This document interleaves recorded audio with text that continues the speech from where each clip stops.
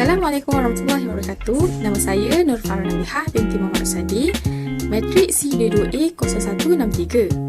Saya akan menerangkan di dalam video ini berkaitan dengan tugasan-tugasan yang telah saya lakukan di dalam subjek Asas Multimedia dan Web Teknologi. Projek yang pertama iaitu tipografi. Tipografi merupakan sebuah gabungan antara grafik dan teks. Saya menggunakan sayuran okra sebagai grafik saya sebagai objek dalam tugasan tipografi ini.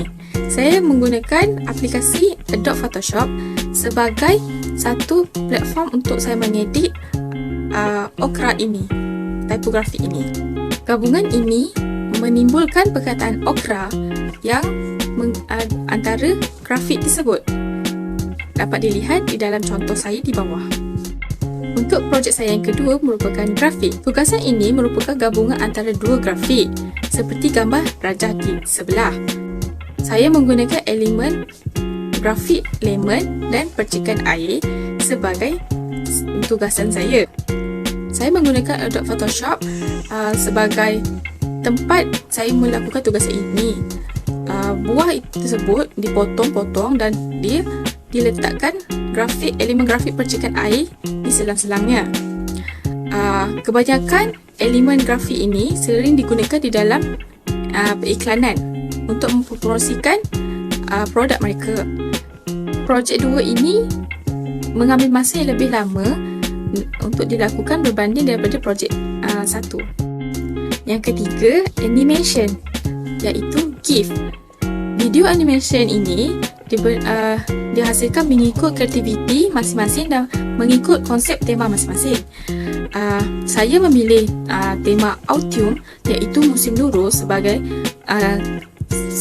GIF saya.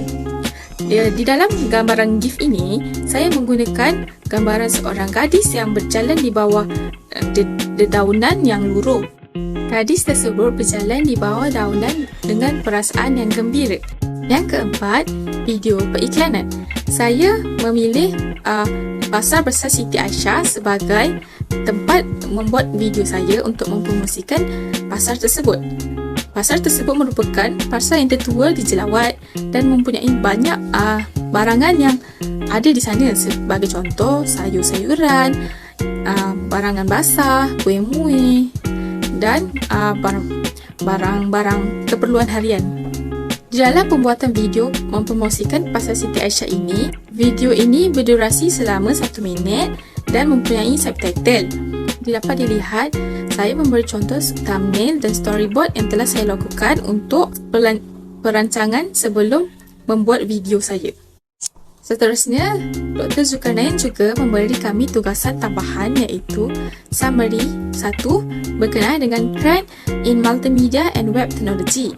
Di dalam summary ini, saya memilih aplikasi CapCut sebagai aplikasi yang saya ingin bentangkan, iaitu CapCut ini merupakan sebuah aplikasi yang dapat memudahkan pelajar-pelajar, YouTuber dan orang yang ingin membuat konten berkenaan dengan sesuatu perkara.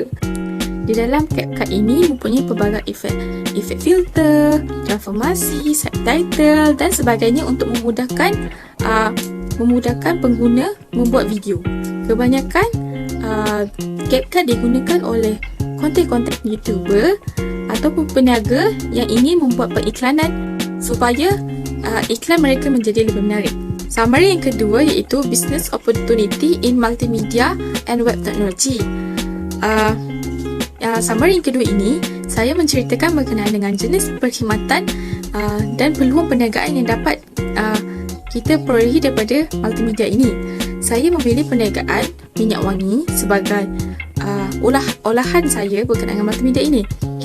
Hal ini kerana di dalam proses penjualan produk minyak wangi memerlukan penggunaan teks, audio, video, transformasi, animation, grafik, interactivity kerana untuk menghasilkan produk tersebut lebih menarik dan lebih ramai lagi pelanggan yang ingin membeli produk tersebut. Kini, kebanyakan peniaga menggunakan laman sesawang mereka sebagai satu platform untuk memudahkan pelanggan mengetahui berkenaan dengan produk mereka dan mengetahui perkembangan produk mereka.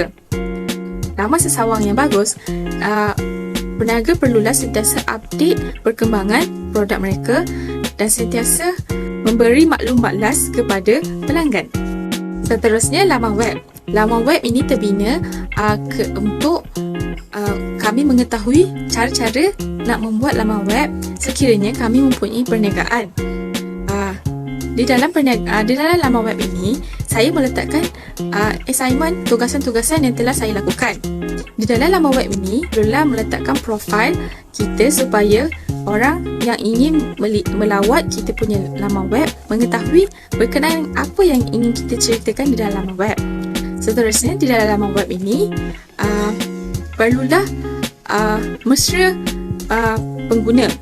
Laman web yang meriah lagi menceriakan suasana sekiranya terdapat pengguna atau pelanggan yang ingin melawat laman sesawang saya atau kawan-kawan ingin melawat laman sesawang. Bagi tugasan terakhir saja, itu poster. Saya memilih tajuk microslip sebagai poster saya. Saya memilih tajuk microslip ini kerana kebanyakan pengguna jalan raya kini terlibat dalam kemalangan berakibat daripada microslip. Di dalam poster ini, saya menceritakan berkenaan dengan langkah-langkah pencegahan, punca microslip, sistem-sistem dia dan pengenalan berkenaan microslip. Microslip ini sangat berbahaya kepada pengguna jalan raya dan semua berkenaan terlibat kerana ianya boleh mengancam nyawa seseorang. Sistem-sistem microslip ialah sering menguap berulang kali, berkedip mata, sering termenung dan sebagainya. Langkah punca microslip ini ialah akibat daripada kurangnya tidur, kurangnya bersenam, pengambilan makanan yang tidak seimbang dapat juga menyumbang kepada microslip.